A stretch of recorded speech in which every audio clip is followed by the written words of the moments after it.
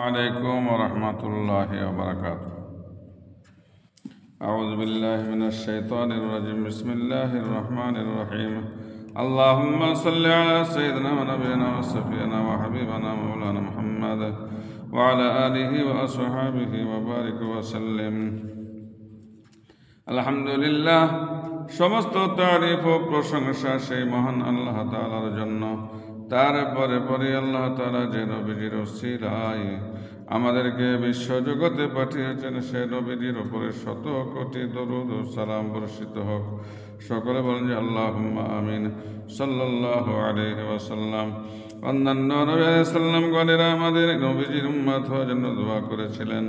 আমরা দোয়া না করলেও তিনি আমাদেরকে মেহেরবানি করে এই নবীজির উম্মত করে পাঠিয়েছেন, সেজন্য আল্লাহর কাছে শুকরিয়া আদায় করিয়ে বলেন আলহামদুলিল্লাহ। হযরত নবী ইব্রাহিম আলাইহিস সালাম এর জীবনের পঞ্চম পর্ব শেষ হয়েছে। আজকে 6 নম্বর পর্ব শুরু করব।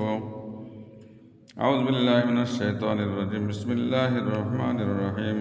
হযরত ইব্রাহিম আলাইহিস সালাম এর বাবিল ত্যাগ, নমরুদ জাহান্নাম যাত্রী হবার পর সে জাতির অবশিষ্ট লোকজন হযরত ইব্রাহিম আলাইহিস সালামকে বলতে লাগলো, এই সে দিন পর্যন্ত অত্র দেশে পাপিষ্ঠ নমরুদের করতল গত ছিল, এখন এই দেশ এ রাজ্য আপনার। হযরত ইব্রাহিম আলাইহিস সালাম বললেন, রাজ্য দিয়ে আমার কোনো কাজ নাই, এই দেশ রাজ্যের মালিকানা সর্বদার জন্যই চিরঞ্জীব চিরস্থায়ী অক্ষয় অব্যয় সত্তা আল্লাহ তাআলার। আমি চিরঞ্জীব চিরস্থায়ী সত্তা মহান আল্লাহর এক অস্থায়ী মরণশীল বান্দা। মিশর ও অনারব দেশসমূহ রাজ্য রাজাড়াদের জায়গা, সেখানে তাদের বিধিবিধান আর নির্দেশই প্রচলিত রয়েছে। আর শাম দেশ হচ্ছে সর্বদার জন্যই আম্বিয়ায়ে কেরামের বাসস্থান। আমি শাম দেশে গিয়েই থাকব। লোকজন বলল, তাহলে আমরা আপনার সাথে শাম দেশে গিয়ে বসবাস করব। হযরত ইব্রাহিম আলাইহিস সালাম শাম দেশের উদ্দেশ্যে রওনা করেন। রাহিয়া নামক স্থানে উপনীত হন। কিছুদিন এই স্থানে অবস্থান করে একে সম্মানিত করেন। রাহিয়া থেকে তিনি ফোরাত নদীর তীরে উপনীত হন। এখানে রোকাইয়া নামে এক শহরের পত্তন করেন।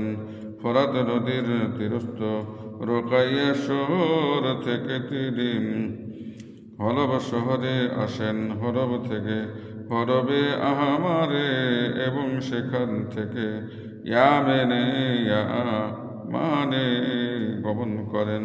ইয়ামানের বাদশাহ তার হাতে ইসলামে দীক্ষিত হন। যে তার সাক্ষাতে আসত সেই ইসলাম গ্রহণ করে ধন্য হতো।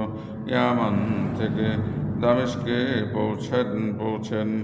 দামেস্কবাসীকেও ইসলামের জীবন পদ্ধতি সম্পর্কে শিক্ষা প্রদান করেন।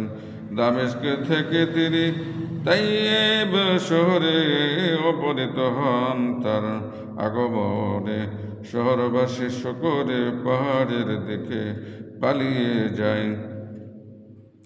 মুসলমানগণ সেখান থেকে গনিমতের মাল সম্পদ আহরণ করে তার সঙ্গে কেনানে পৌঁছেন। সেখানে তিনি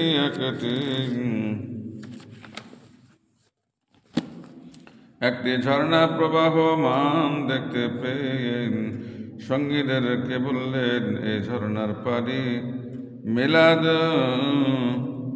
মিলাদ কাসুর ও খাসা প্রভৃতি 7 জায়গায় গিয়ে পতিত হয়।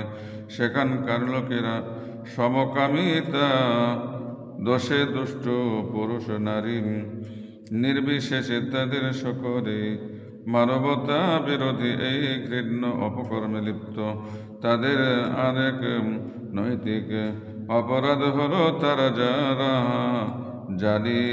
রাহাজানিতে করে পথিক মুসাফিরদের সম্পদ ছিনতাই করে। তারা ওই নৈতিক অপরাধে লিপ্ত থেকেই আল্লাহর আযাবে লিপ্ত হবে। আলোচ্য স্থানটি ছিল হযরত লূত আলাইহিস সালাম এর সম্প্রদায়ের অধিবাসন। এখানে শেষ করলাম আজকে। আমার জন্য দোয়া করবেন, আমি আপনাদের জন্য দোয়া চাই। আসসালামু আলাইকুম ওয়া রাহমাতুল্লাহি ওয়া বারাকাতুহু। এবার আসবে হযরত ইসমাঈল আলাইহিস সালাম এর জন্ম, হাজেরা ও ইসমাঈল আলাইহিস সালামকে মক্কা শরীফ ফের রেখে আসার ঘটনা, জমজম কূপের উদ্ভব, এসব ঘটনাগুলো ইনশাআল্লাহ পরস্পর আসবে। আসসালামু আলাইকুম।